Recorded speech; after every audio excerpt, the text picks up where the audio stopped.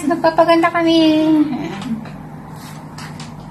So ngayon guys, nandito kami sa bahay ng kaibigan namin. So, nagre-relax muna kami dito. So habang nagre-relax kami, nagsasalon-salon kami dito guys. So, tingnan mo sa video yung buhok mo. Guys, nagpapaganda.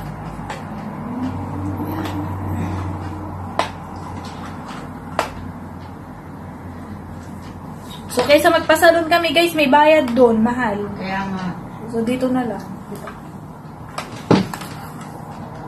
Tingnan mo sa video book mo, ma'am. Oh, ayan, oh. Ang ganda. Doon mo tignan sa salamin. Kaya nga, yun ang nakikita ko. Straight na, ano. Sa akin, kulot-kulot dun, eh. Mamaya, straighten ko. Tapos parang nakikita nila amo ko. Tsaka akala nila nagpasalon ako.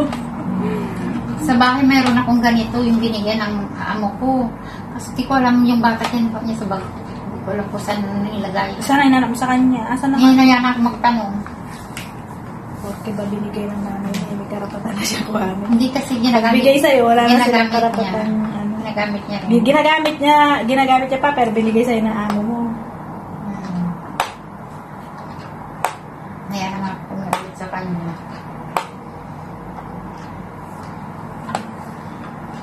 Ba't di mo paputulan yung dulo ng buhok mo, ma'am? Muna, saka na pag malapit na ako umuwi. Ang ganda, oh. Tignan mo, ma'am, oh. Ang ganda.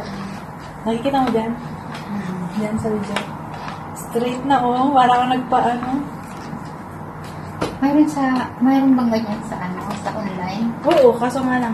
Baka mamaya. Isang buwan pa lang. Sira na. Meron nga lang. Mayroon ako sa bahay yung kulot nga. Ayan, hindi naman straight yun. Roller naman yun. Oo. Hindi ko ginagamit. Kasi kulot naman yung buko eh. Pag tilintas ko, kulot na yan. Akin. Ganda mo ng ano, oh, na-straight yung buhok mo. Straight na? Oo. Mas bagay sa'yo straight. Kasi lagi ka nakaganon. Bumili ka ng ano, ganito ma'am, sa kwarto mo lang kahit Ayun, walang sa maganda. Anong tawag niya? Ano? Hindi kasi yung Flat hair iron. Flat. Ay, fix ko nga yun. Victoria. Ganda ko. Mayroon yun sa ano, mayroon to sa Shopee, no? O, kaso di mo naman sure sa Shopee kung ano. Ay, ano? Hindi na yun sure yun.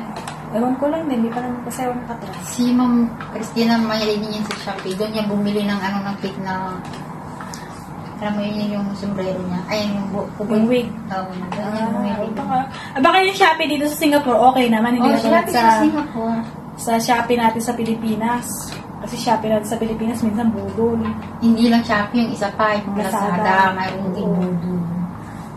Pero dito naman okay naman. Dati nag-order na rin ako sa Shopee yung pampatanggal nga ng tagyawat sabon. Okay siya, maganda. Kaso napakamahal. Huh? Ang liit lang niya, para lang siya, alam mo yung... $20? Hindi naman, $5 eh. Oh!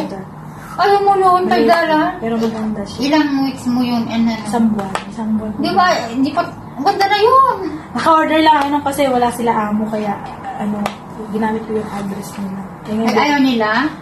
Hindi naman, kaso lang parang naano lang ako. Nagamitin yung, syempre, address nila yun. Pero kung ipagpaalam ko naman siguro papaya. Oh, ganda oh! Ganda! Oh. Kukuntuhan lang tayo dito, straight na yung buhok mo.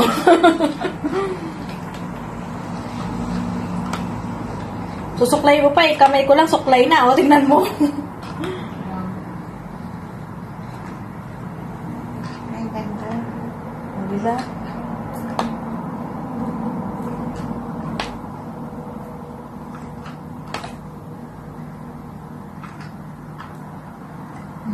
Hindi ka tulad kanina na ano. May baka uploaded na yung video ko. Ready to watch na ba? Ayan, ready to watch na upload na yun. Saan? Ay, ito, yung kumakain tayo. Nakakain kami sa bahay ng kayo. Oo nga. Dali. Huwag mong panonoorin yung sarili kong video ha. Ay, asa isang cellphone mo panoorin mo yung video ko. Bakit in-upload mo na? Premiere pa lang yan. Bukas nga, premiere ko yan bukas. Ay, ngayon ang deadline. Ah. Ngayong alas 4. Ay, alas 6. Ah. Yung parang kagaya nila ano.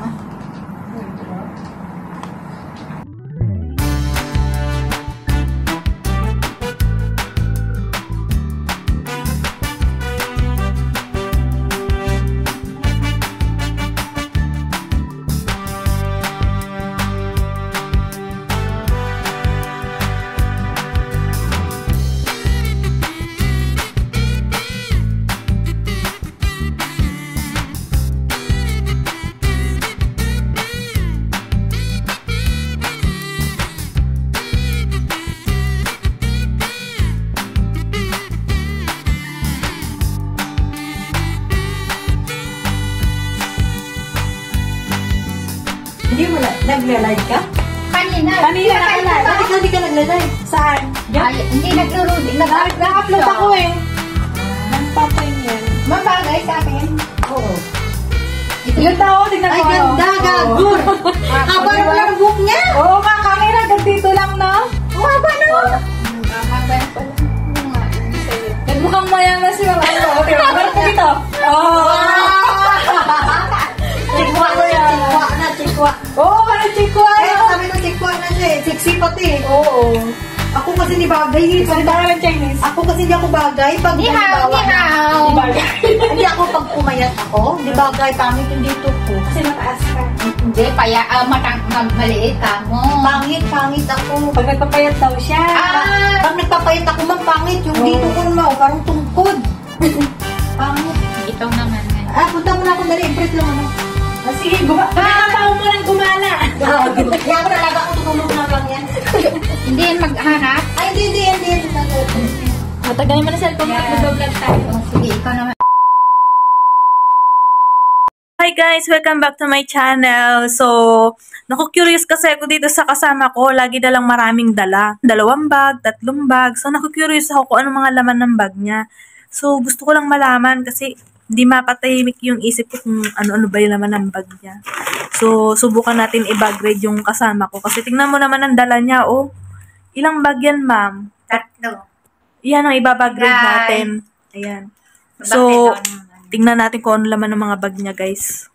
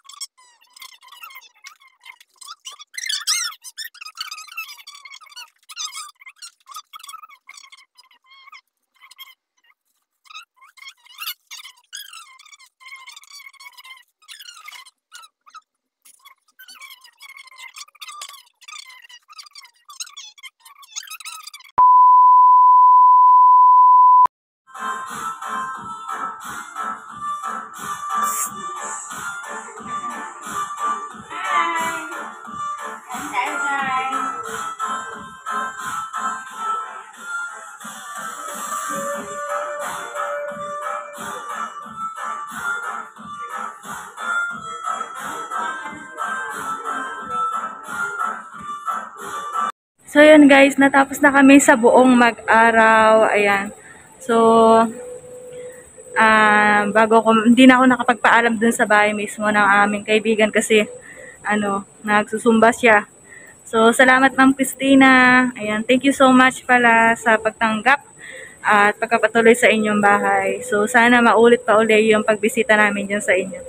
At pasensya natin, hindi na kami nakapagdala ng mga bagay-bagay na pwede naming ibigay sa iyo kasi biglaan lang din.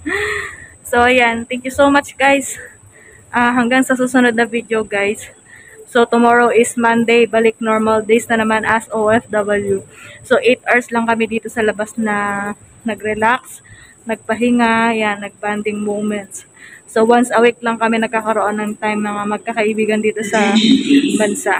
So see you next video guys. Balik normal na naman tayo. Then thank you sa mga nanonood, sa mga nagsusuporta. Salamat. Bye.